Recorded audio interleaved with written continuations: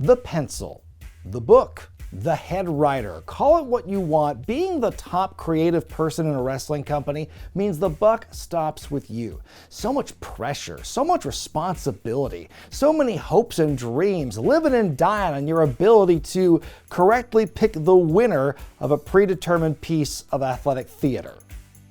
It's wrestling. It doesn't have to make sense. So many folks dream of having ultimate power in a wrestling company. Whether they watch as fans or work in the business itself, they have a burning desire to tell the stories how they see fit. But heavy is the head that wears the head booker cap. Best case scenario, most in that position hope to leave with their reputations and/or their souls intact, while others can go down in infamy. But then again, there are an elite few who have been able to move mountains with the stroke of a pen. This week, I'm going to look at some of the biggest booking regime changes throughout the world of wrestling. This is not a countdown or a ranking. I'm not going to give you the best or the worst of, just my brief history of some of the wildest transitions of power of all time. By the way, this is a video about changes to existing booking structures, which means for the sake of simplicity, I'm not going to include founders in this video, like Antonio Pena for AAA, Jeff Jarrett for TNA, or Tony Khan for AEW. Now, all the guys in this video have been responsible for some of the biggest, most difficult decisions in wrestling history.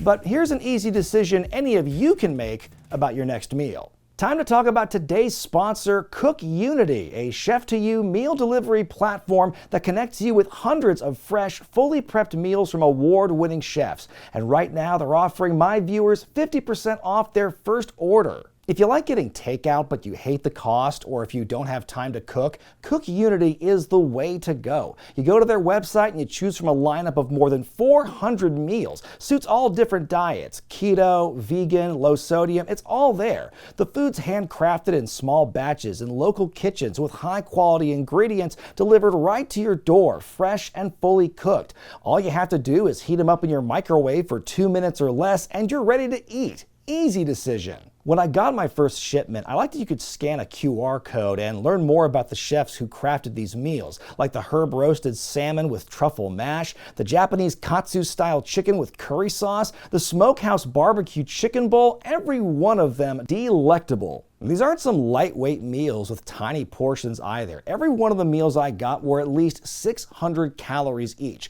They filled me up. And at less than $7 a meal, it's way cheaper than takeout or using a delivery app. Like I said, this is a much easier decision than trying to figure out who the next world champion's gonna be. Cook Unity is offering my viewers 50% off their first order right now. Click the link in the description and use my code WREGRET50 to try it out. Thanks everyone, and now back to the video.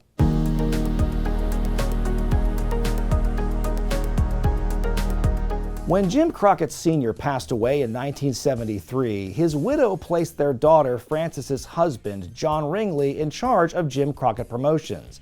While Ringley acted as Daddy Crockett's right-hand man for years, it was still a shock to the rest of Crockett's sons, Jim Jr., David, and Jackie. Ringley soon absolved himself from the company once his infidelity against Frances came to light, but not before making a move that would embolden the company's fortunes, hiring a recently retired wrestler named George Scott to handle the book. One of Scott's biggest shifts in philosophy was to turn away from tag team dominance, bringing in singles stars like Johnny Valentine, Wahoo McDaniel, and Blackjack Mulligan. After months of slow build, JCP exploded from a solid regional territory like, say, Portland or Memphis, to a powerhouse that became destination number one for top wrestlers.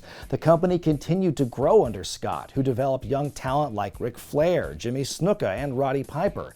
By the end of his run, JCP's weekly revenue ballooned from $25,000 to $200,000. Eventually, Scott broke away from the Crockett family, accusing the company of failing to pay a percentage of the money he felt he was owed. His services were in high demand, but it wasn't until Vince McMahon Sr. reached out to him and said that his son, Vince Jr., had just purchased the World Wrestling Federation from him and would need some help. After helping to negotiate the buyout of Georgia Championship Wrestling, thus leading to the infamous Black Saturday, Scott began booking the Southeastern Loop for the WWF's burgeoning house show schedule before taking the reins full-time.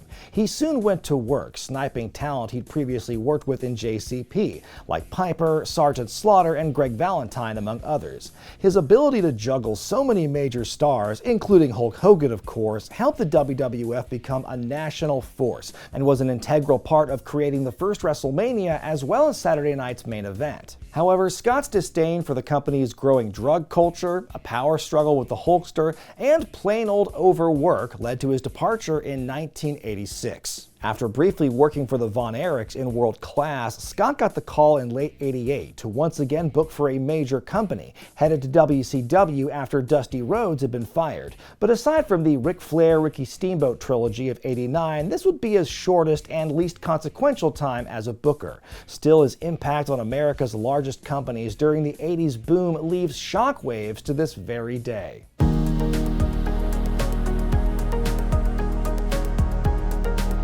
Despite creating the Starrcade name and appearing in the main event of its second edition, most would be surprised to learn that Dusty Rhodes didn't even take over creative duties at JCP from Dory Funk Jr. until April of 1985, right when Crockett purchased the fabled TBS time slot from Vince McMahon and the WWF. Crockett got Dusty on board just at the right time, as his angle-driven, interview and character-focused style backed up with gritty wrestling became the antithesis of the WWF, with stars like Ric Flair, the Russians, the Road Warriors, Magnum TA, Jimmy Valiant, and of course himself. JCP and the NWA had become a welcome alternative to McMahon's larger-than-life characters. Dusty went tit for tat with Vince when it came to ideas, developing not just Starrcade, but the Great American Bash, War Games, and Clash of the Champions. But unlike Vince, Dusty wasn't spending his own money to make it all happen. Then 1987 was just one hit after another. The loss of one of their top stars in Magnum TA due to a car crash, a misguided purchase of Bill Watts' UWF promotion, not the Herb Abrams one, and the WWF's sabotage of Starrcade's pay-per-view debut. All these things suddenly saw JCP on the ropes before they ultimately sold to Ted Turner. Then Dusty violated the whole no bloodletting rule and got fired. 2 years later, though, WCW came calling and offered Dusty his old job back, but much had changed since the pre-Turner days, and now the Dream was serving multiple masters. The biggest issue came from up top. An outsider with no wrestling experience named Jim Herd was brought in as WCW's first executive vice president, and from there almost immediately butted heads with every veteran in charge. As had happened previously with Ric Flair and Ole Anderson before him, Dusty was told by Herd to essentially copy the WWF. No more gritty, realistic territory-style wrestling. We need cartoon characters, baby! And boy, did Dusty deliver with such gems like Oz, Arachnaman, and the Chamber of Horrors. Legendary in their own way, you might say. To his credit, Dusty was the man behind the Dangerous Alliance, Steve Austin's first major push, and huge heels like Rick Rude and Vader entering the company. And because what's wrestling without a little nepotism, we can't forget that he created the biggest early opportunities for his own son, Dustin. Tensions between Flair and Jim Herd prompted the Nature Boy to bounce from WCW while he was still their world champion, the biggest debacle of the early Turner years. Jim Herd was out and fellow corporate guy Kip Allen Fry was in as EVP, and it was then when Dusty briefly had the pencil taken away from him.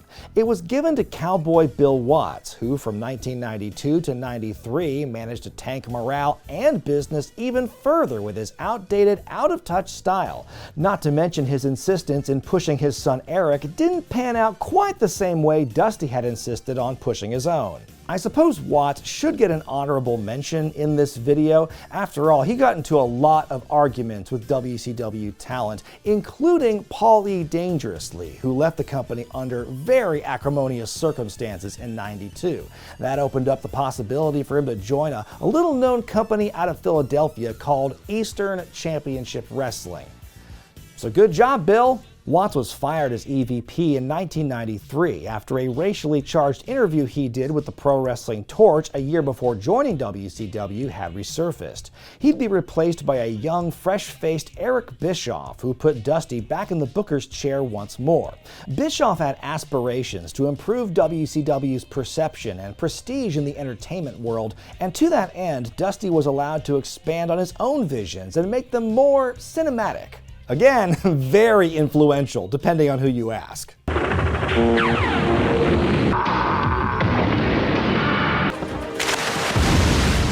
They call me the Shockmaster.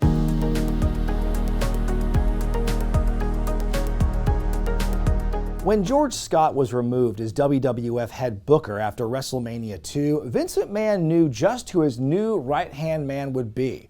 His old right-hand man, Pat Patterson, who'd stood by Vince's side as a commentator on programming in the early 80s and had been serving as an agent since retiring from wrestling. Pat immediately went to work by crafting dynamic storylines that resonated more with the MTV kids of the day. Andre's betrayal of Hulk Hogan, the feud with Ricky Steamboat and Randy Savage, and one of the best eras of tag team wrestling the company has ever had. All of this can be attributed to Patterson. But by far, Pat's most enduring positive legacy in WWE, and for that matter all of wrestling, considering how much the idea has been stolen, is the creation of the Royal Rumble match. According to legend, Vince McMahon wasn't initially sold on the concept of a run-in every 2 minutes as Pat pitched it to him.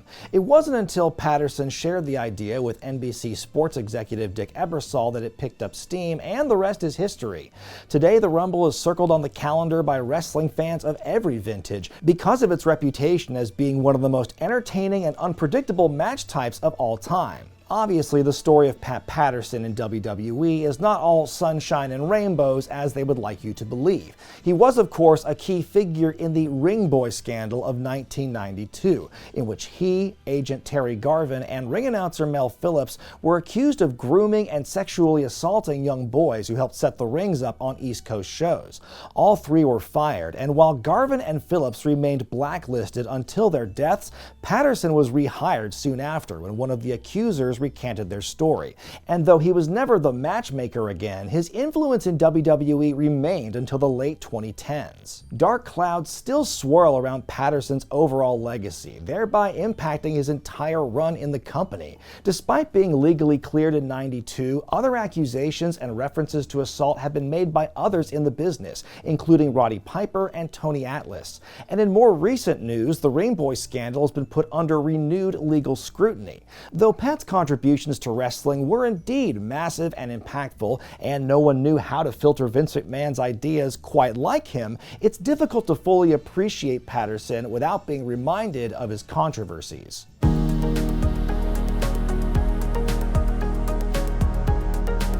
Speaking of controversy, there's so much to unpack when discussing Paul Heyman's career and legacy, there's no way I can cover it all here. As a businessman, he was an unscrupulous serial liar who was somehow just charismatic enough to avoid any serious consequences for his actions that screwed so many of his colleagues financially. And that's just the tip of the iceberg. But for all of his faults as an executive, son of a bitch, the guy can write. Simply put, no American promoter in the last 40 years has had as much of a tangible impact on the business as Heyman. When he took over the book from Eddie Gilbert a year after arriving in Eastern Championship Wrestling, it set off a series of events that would influence other promotions, wrestlers, fans, and fantasy bookers the world over to this day. Heyman's embracing of a gritty, counterculture and underground style put him way ahead of the curve in wrestling. He gave some of the industry's greatest stars their first big breaks in America. He tore down the invisible barriers between kayfabe and reality, giving storylines more emotional weight. By following emerging trends in TV and music and sports, and by ramping up the violence, drugs, and sex, Extreme Championship Wrestling became an irresistible spectacle, impossible to look away from, forcing the WWF and WCW to take notice. Over time, the big companies would borrow or outright steal from ECW in more ways than one. Hell, the Attitude Era was just a somewhat sanitized corporate version of what Heyman was doing around the same time. ECW as a promotion has been dead for 25 years, more than 3 times as long as when Paul Heyman was in charge of it, but its most ardent fans refuse to let its memory die. The countless revivals and reunions, the constant comparisons people make between it and other burgeoning companies today, the infamous 3-letter chant that can still be heard in arenas. To some, every weapon shot, every table break, every barbed wire rope evokes the memory of the Land of Extreme. ECW was the spark that lit an entire cultural shift in professional wrestling that people still tried to emulate to some degree, and we have Paul Heyman to thank for that. What do you think of the list so far? Let me know in the comments below. And by the way, if you haven't subscribed to Wrestling with Regret yet, be sure to do so and hit the bell icon to get all the notifications.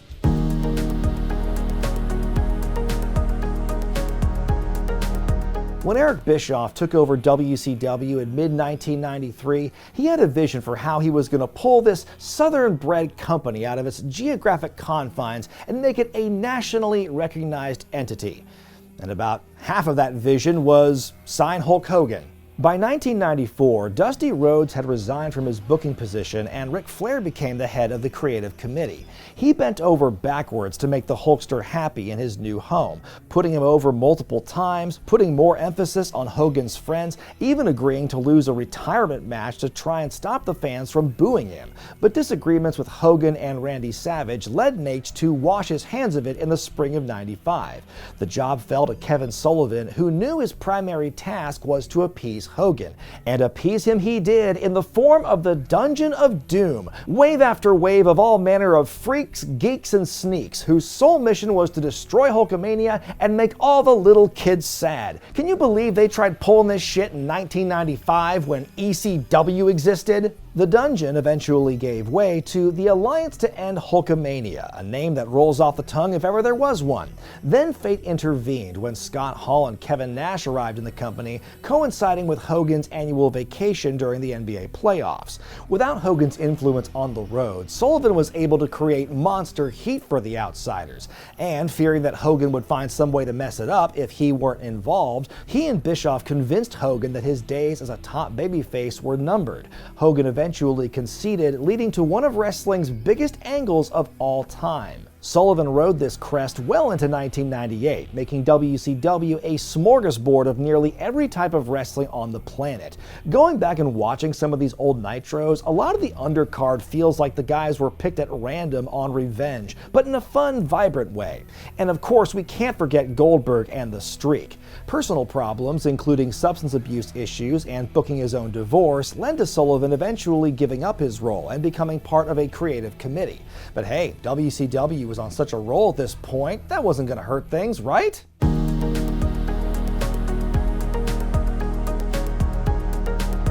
After months of creative by committee, WCW leadership nominated Kevin Nash to become the Booker Man. It made plenty of sense because he was effortlessly charismatic, popular with management, the boys, and the fans alike. Though he initially balked at the idea of being both booker and wrestler, he assuaged everyone's fears by booking himself to break Goldberg's streak at Starrcade '98. He followed up about a week later with something even sillier, the Finger Poke of Doom, an absolutely disappointing 1-2 punch of suck for the sake of shock and awe, just to hit the reset button and take fans back to early '98 before the NWO first broke up. And before you say he didn't book either of those things, let's just say there have been some conflicting reports. Nash has said that he wasn't responsible for either of those booking decisions, but then he has also admitted to it, saying in one interview, quote, "I booked me beating Goldberg, and then 6 days later, I booked me to do the Finger Poke of Doom." So my most generous interpretation of this is maybe Nash is trying to have it both ways. He booked these things insofar as he was the head booker when they happened, but they weren't exactly his ideas, so hey, wasn't really his fault when they failed, right? Or perhaps there was something more to this. That's not much of a mystery, though, is it? I think he did it. Big Daddy Coolata also made the decision to unmask Rey Mysterio in early '99 in an attempt to make him a more appealing crossover star, though in all likelihood it probably just bummed out WCW's merchandise department. Nash later admitted that at the time he didn't understand the significance of luchadors losing their masks, but hey man, sorry's not going to undo the damage we all incurred having to witness Devil Horns Rey. Nash lost a, quote, retirement match to Hulk Hogan at Road Wild '99 and walked away from his creative role soon afterward. His brief time as head booker while on top of the card remains an evergreen lesson in why that combination can be a recipe for disaster.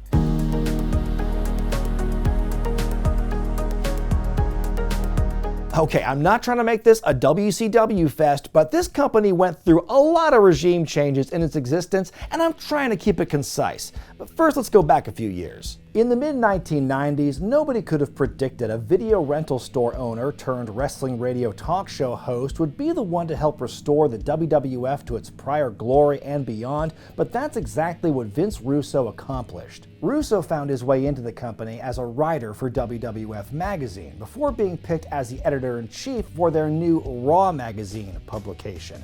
This was different. It took the passé programming of the WWF and put a gritty, realistic, and more importantly, interesting sheen over it. After months of getting trounced by WCW, Raw finally hit a low in February '97 with an episode that was simulcast from Germany. According to legend, an irate Vince McMahon gathered the brain trust in Titan Towers, slammed the latest copy of Raw onto the table and insisted, "This is what our product needs to be." And suddenly, the man known behind the page as Vic Venom was given the book.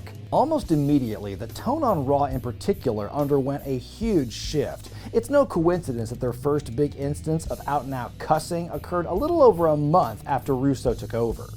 Frustrated isn't the goddamn word for it! This is bullshit! And so over the course of the next couple of years, the WWF continued to ramp it up. The swearing, the violence, the blood, the sexuality. Despite cries of protest from parents groups and even some of the wrestlers themselves, this bawdy atmosphere became the hottest ticket in town all across America. But it wasn't just the sex and the violence, it was the touches of realism added in, like the candid interviews with guys like Mankind and Dustin Rhodes. It was the rapid-paced crash TV style that favored shock over substance, but did get a lot of eyeballs.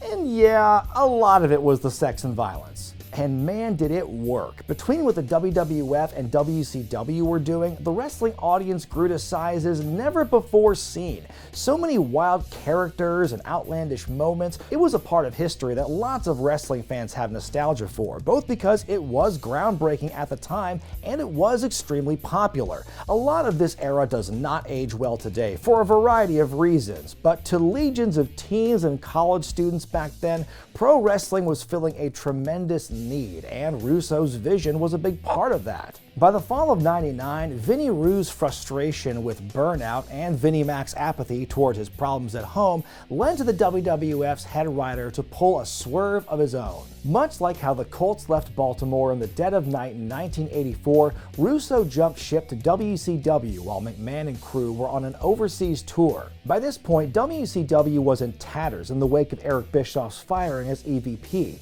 Bill Bush brought Russo in with the goal of saving the company from its doldrums, much like how he did in New York, bro. But as has been discussed many times over the decades, both here and elsewhere, things didn't work out like everyone had hoped. Now, by no means do I believe that Vince Russo's booking killed WCW. That is a very lazy take, and it ignores so many other realities of the time.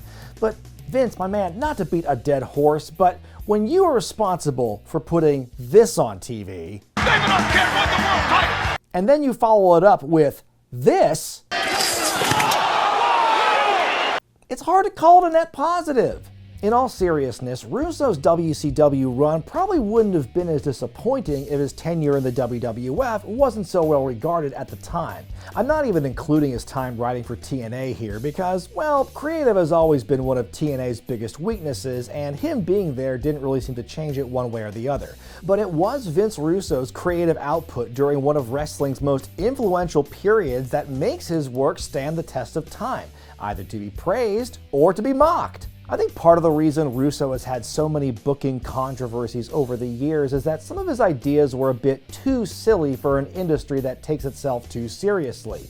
Not to sound too much like a shill for the company I've worked for, but I really think Russo and JCW these days are a perfect fit for each other. Vince and Violent J clearly have similar inspirations and share a lot of parallel thoughts on what they love about wrestling, which hasn't always jived with the corporate wrestling landscape that rejected them. If Russo's influence on Juggalo Championship Wrestling can bring them even a fraction of the growth that was seen when he wrote for the WWF or even for WCW, then it ought to be considered a big win.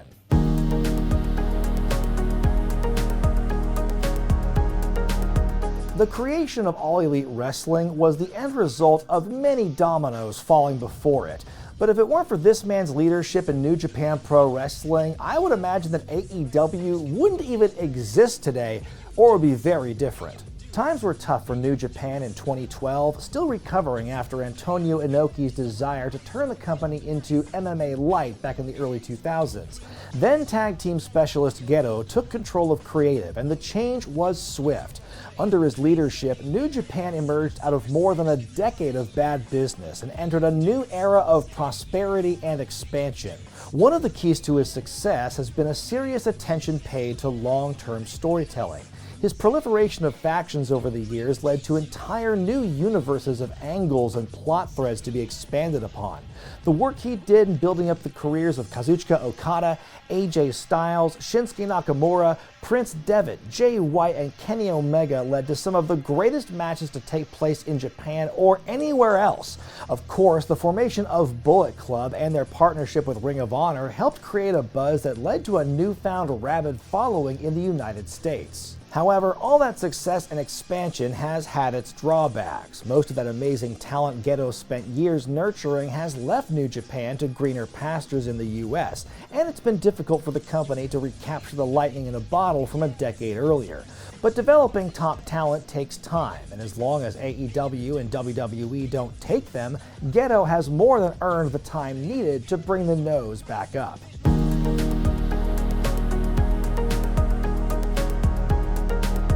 Placing your 24-year-old daughter, who's never had to be convinced to buy a wrestling ticket, in charge of your company's creative while it's peaking in almost every metric. What could go wrong? The year 2000 is widely considered to be one of the WWF's best, both in ring and in storylines. But what they're really talking about is the first 10 months or so, which were largely crafted by a writer named Chris Kresge. Kresge replaced Vince Russo and was known for using storyboards and timeline charts to help craft his angles. And while some on the creative team apparently mocked that style, the on-air results seem to suggest there's something to it. Either way, after Kresge's departure late that year, a young Stephanie McMahon was given control as head writer, despite having only about a year of experience in the actual wrestling world. By 2006, her official title would be Senior Vice President of Creative Writing. And while veterans like Bruce Pritchard and Michael Hayes no doubt had sizable voices, and Papa Vince had the final say, it was Steph who was the public face of creative for many years. Now, I don't want to sound like a wild conspiracy theorist over here, but it seems to me that WWE had some of their most god-awful programming, specifically when she was in charge. Just off the top of my head, we got the Invasion storyline, Chris Jericho being the third wheel in his own WrestleMania main event, the whole Triple H Reign of Terror thing, the super push of squeaky clean rebel babyface John Cena, the Spirit Squad in general, broke Shawn Michaels, the whole guest host era I'm currently reliving on this channel, and some of the most egregious, self-indulgent shit we ever saw Vince McMahon do on camera. Sure makes you wonder how companies like Ring of Honor and TNA grew their respective followings when the worldwide leader was putting this out. I am barely scratching the surface of how consistently subpar WWE's booking was during this time. If you want to know more, I've done tons of videos about him, but when you consider which individuals were spared from ever looking bad, it's hard not to see why that could have happened. I can't believe they waited until December of 2018 to do a half-assed public apology for how shit things had gotten. But really, Stephanie's reign was just a setup for what was to come. Perhaps the final chess move in a 25-year game to secure power.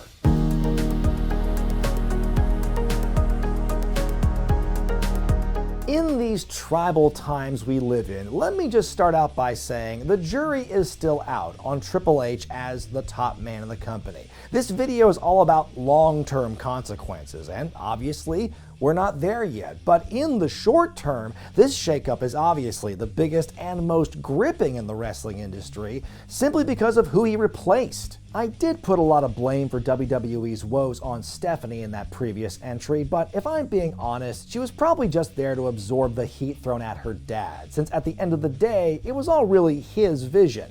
Ultimately, people just wanted to see someone new running the booking. It could have been Stephanie, it could have been Hunter, it could have been the Man on the Moon, it could have been anyone at that point. By 2022, I'd been a wrestling fan for 24 years, and for all but about 3 of them, the prevailing fan sentiment that I always heard was, when the fuck is this old guy just gonna leave? Triple H's NXT was seen as a breath of fresh air. Finally, somebody with a worker's perspective who respected wrestling's history instead of shying away from it, using his limited weekly airtime to cycle stars in and out, keeping them fresh and exciting in this glossy-looking version of a super indie.